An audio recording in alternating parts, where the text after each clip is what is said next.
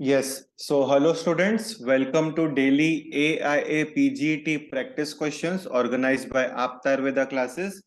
Daily, you are given a target of 10 questions. The time limit given to you is 15 minutes to solve those 10 questions.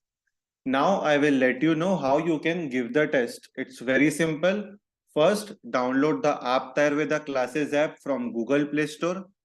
After that, you have to complete the process of signing up. Once you have signed up, you have to enroll to daily live test course, and after enrolling, you can start appearing for the test.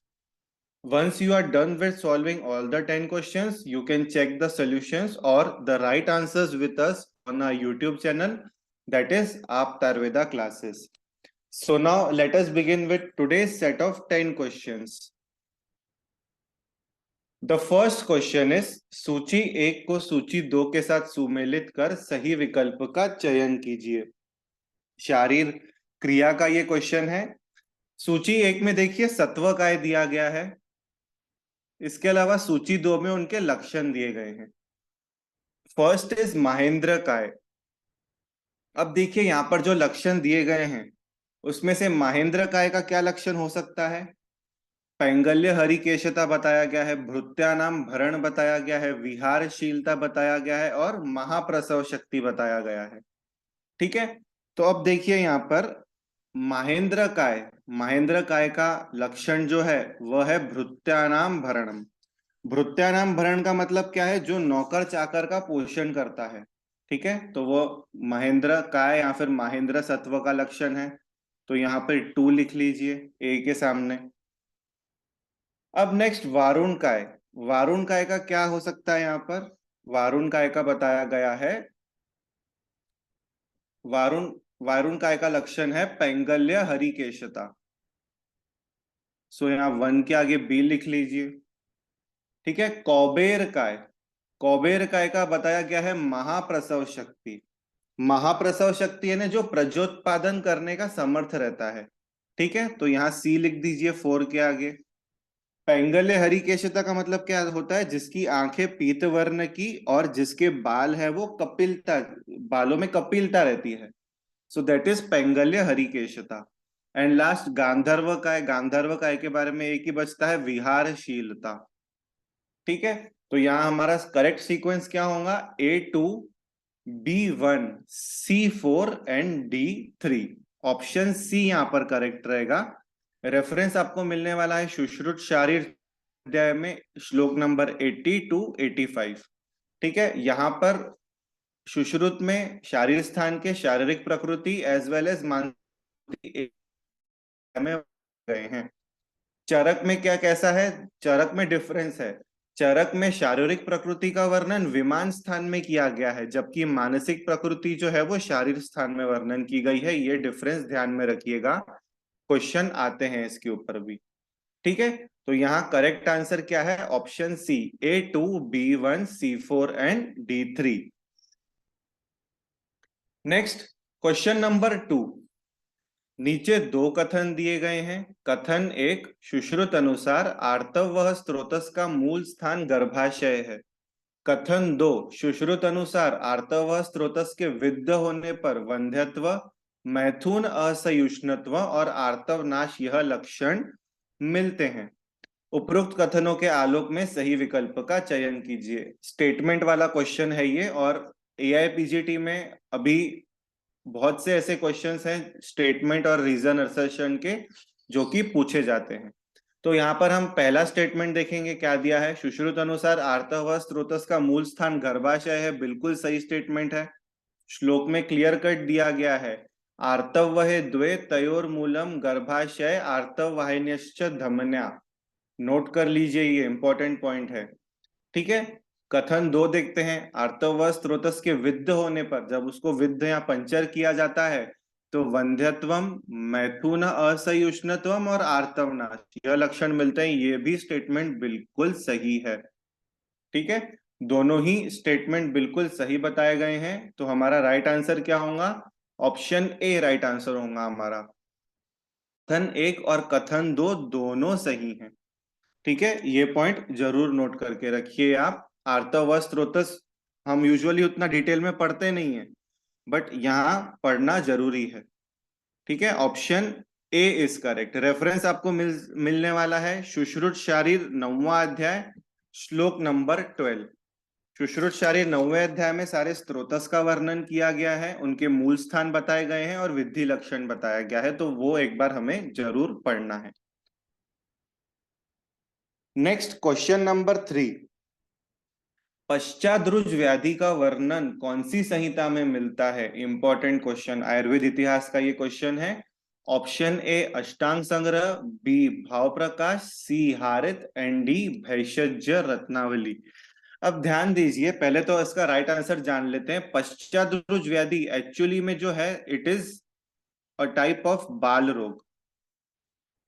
ठीक है, बच्चों में होने वाली व्याधि है ये, और इसका वर्णन स्पेसिफिकली भैषज रत्नावली में किया गया है। ठीक है, अब ये व्याधि में होता क्या है? यह व्याधि में सबसे पहले जो हेतु बताए गए हैं, उसके हेतु बताए गए हैं दुष्ट स्तन्यपान।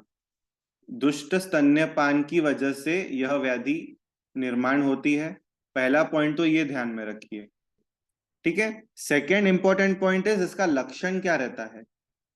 इंपॉर्टेंट एक लक्षण जो मैं आपको बताने जा रहा हूं, सब लोग अपने पास नोट करके रखेंगे। गुद स्थान में जलों का समान व्रण निर्माण होते हैं। गुद स्थानी जलों का सदृश्य व्रण, इंपॉर्टेंट है ये, नोट कीजिए, इस पे क्वेश्चंस पूछ सकते हैं। एंड इसकी चिकित्सा क्या बताई है? ये चिकित्सा बताई गई है चंदनादि लेप, तो ये ध्यान में रखिए आप। ठीक है, और एक और इंपॉर्टेंट पॉइंट, इसे इसमें त्रिदोष प्राधान्य रहता है, तीनों दोषों की अधिकता रहती है, और इस व्याधि को परम दारुण कहा गया है।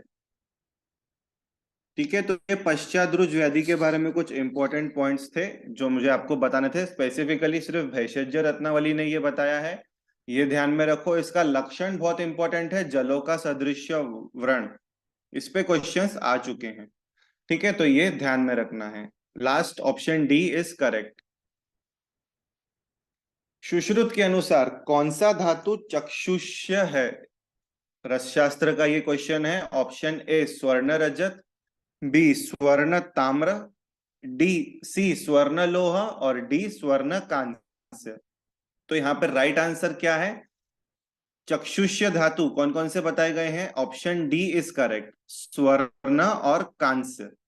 ठीक है, सुश्रुत में वहां पे धातुओं के भी गुणधर्म दिए गए हैं। सुश्रुत चिकित्सा, सुश्रुत सूत्र 46 में।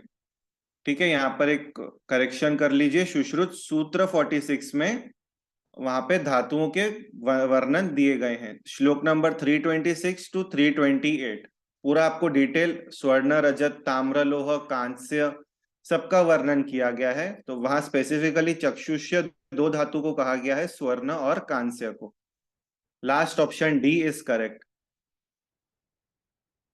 क्वेश्चन नंबर 5, नीचे दिए गए चित्र को पहचानिए। अब देखिए स्टूडेंट्स, हमारे एआईए पीजीटी में अभी एक नया पैटर्न शुरू हुआ है। आप जब पेपर सॉल्व करते होंगे तो आपको भी ये दिखता होगा कि अभी इमेज बेस्ड क्वेश्चन आना भी शुरू हो गए हैं। ठीक है, तो इसीलिए हमारी एक कोशिश है कि हम अपने ये डेली एमसीक्यू सेशन के थ्रू आपको इमेज बेस्ड क्वेश्चन की भी प्रैक्टिस करवाएं। ठीक है, तो अब देखिए यहाँ पर आपके सामने इमेज दी गई है, आपको पहचानना है ये कौन सी इमेज है। ऑप्शन ए मंडूकपर्णी, बी ज्योतिषमती, सी स्नूही एंड डी करंज। अब बहुत लोगों ने गैस भी कर लिया होगा, इसका राइट आंसर है ऑप्शन बी ज्योतिषमती। ठीक है, ज्योतिषमती का लैटिन नेम क्या है? Latin name is Celastrus paniculatus. Note करके रखिए, ये इंपॉर्टेंट है। इसकी फैमिली कौन सी है? इसकी फैमिली बताई गई है कैलेस्ट्रेसी, नाम से ही है। ठीक है, अब इसको चरक ने कहा इंक्लूड किया है? शिरोविरेचन में इंक्लूड किया है। इंपॉर्टेंट पॉइंट है ये। ठीक है, ये जरूर नोट कीजिए। सुश्रुत ने भी शिरोविरेचन बताया है, बट सुश्रुत ने अधोभागहर ऐसा बताया है। इसके पर्याय क्या क्या है? पर्याय है इसका काकांडी, नेक्स्ट कंगुनिका, कटविका, वेगा। ठीक है, ये सभी ज्योतिषमती के पर्याय बताए गए हैं, इंपॉर्टेंट है। इसका इंग्लिश नेम क्या है ज्योतिषमती का? That is staff. हम यूजुअली जब हम द्रव्य गुण पढ़ते हैं तो हम इसको याद कैसे करते हैं स्टाफ ट्री को, कि ज्योति नाम की एक लड़की है जो कि स्टाफ मेंबर है कहाँ की, एक आयुर्वेद कॉलेज की। ठीक है, हम ऐसे ध्यान में रखते हैं क्योंकि हम आयुर्वेद से रिलेटेड चीजें पढ़ रहे हैं, आयुर्वेदिक स्टूडेंट है। तो एक स्टाफ की मेंबर होती आयुर्वेद कॉलेज की, ऐसे हम ध्यान में रखते हैं। तो ये ध्यान में रखिए, ये सब जो मैंने आपको इंपॉर्टेंट पॉइंट्स बताया अपने पास जरूर नोट करके रखिए। कैलेस्ट्रस पेनिकुलेटस, शिरोविरेचन और staff tree. Next question number 6। सूची 1 को सूची 2 के साथ सुमेलित कर सही विकल्प का चयन कीजिए। शल्य तंत्र का ये क्वेश्चन है। अब देखिए, सूची 1 में सारे स्थानगत शल्य बताए गए हैं और सूची 2 में उनके लक्षण बताए गए हैं। ठीक है, और ये सुश्रुत के अनुसार है सारे। तो अभी पहला देखते हैं मांसगत शल्य, दूसरा है स्नायुगत शल्य, तीसरा स्त्रोतोगत शल्य, चौथा अस्थिगत शल्य। सूची 2 में विविध वेदना प्रादुर्भाव, सेकंड पीड़ना असहिष्णुता, थर्ड इज सरंबश्च उग्र रुक एंड फोर्थ इज स्वकर्म गुण हानि। ठीक है, अब पहला जो है अपना फर्स्ट क्या है, मांसगत शल्य। तो मांसगत शल्य में कौन सा लक्षण देखने को मिलता है, सेकेंड वाला।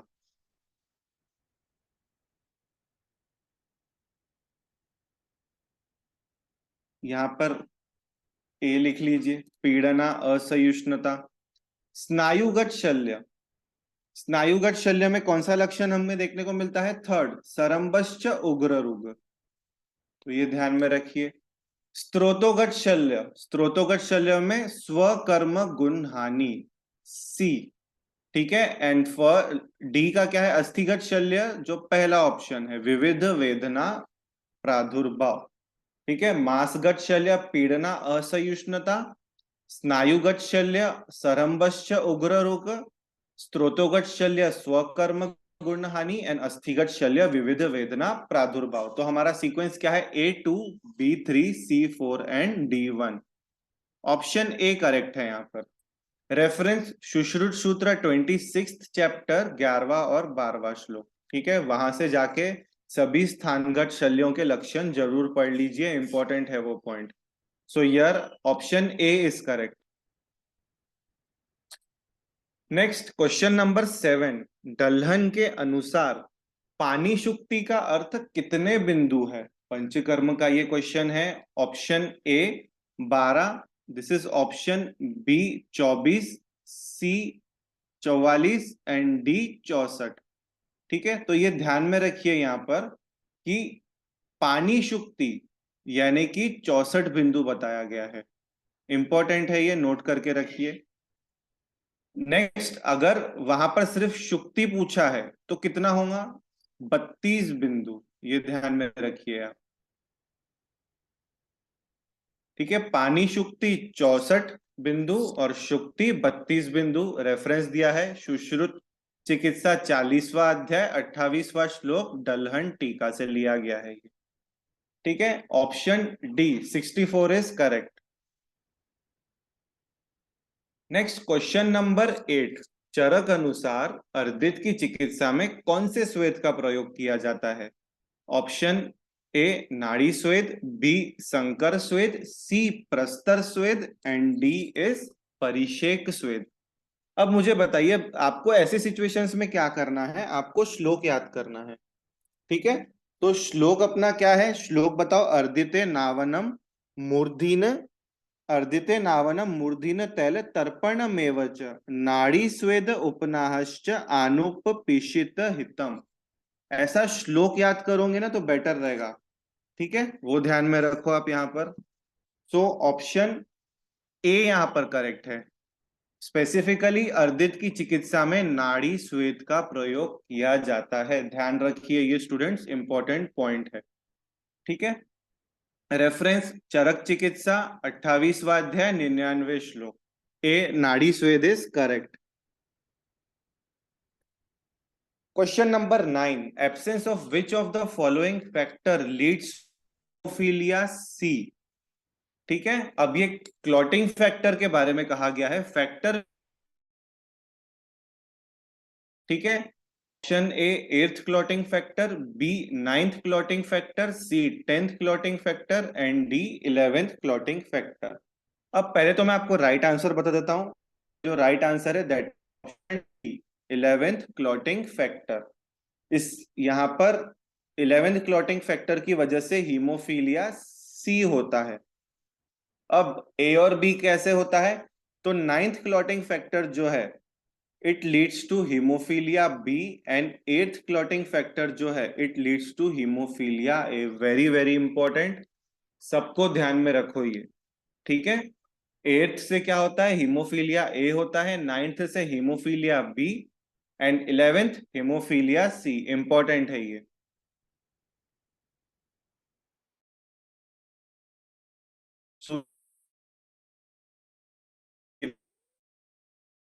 तंत्र का ये क्वेश्चन है। सूची एक में विश्व वेग दिए गए हैं सारे, सूची दो में उनके लक्षण बताए गए हैं। तो पहले प्रथम तृतीय चतुर्थ सप्तम ये सब उसके विश्व वेग है, और यहाँ पे जो स्कंद पृष्ठ कटिभंग्न आंत्रक शावा शावा जीवा स्तब्धा मूर्छा ये उसके लक्षण है। अब प्रथम वेग का क्या लक्षण बताया गया है? प्रथम है जीवा स्तब्धा मूर्छा। पूरा श्लोक आपको याद हो तो बेस्ट है। ठीक है, में क्या बताया? 3 हम कैसे याद करते हैं? तालु शोष। ठीक है, 3 से याद, तो बी का 3 हो गया। चतुर्थ आंत्र कुंजन, चतुर्थ वेग में लक्षण दिखता है। एंड सप्तम वेग में स्कंद पृष्ठ कटिभग्न। ठीक है, इंपॉर्टेंट है ये क्वेश्चन, ये टॉपिक बहुत इंपॉर्टेंट है विश्व वेग का। इसके ऊपर एक क्वेश्चन तो आता ही है एआईपीजीटी में। तो यहाँ सीक्वेंस क्या होगा? A4 B3 C2 and D1। हमारा राइट आंसर क्या है? ऑप्शन डी राइट है हमारा। A4 B3 C2 and D1। Reference आपको मिल जाएगा सुश्रुत कल्प 2nd अध्याय 34th से लेके 39th श्लोक में। ठीक है, यहाँ पे 4 जितने भी वेग सबके लक्षण आपको बाय हार्ट याद होने चाहिए। ठीक है, तो यहाँ हमारा लास्ट ऑप्शन करेक्ट है। सो यहाँ हमारे आज के 10 क्वेश्चंस समाप्त होते हैं। Students, thank you for your attention.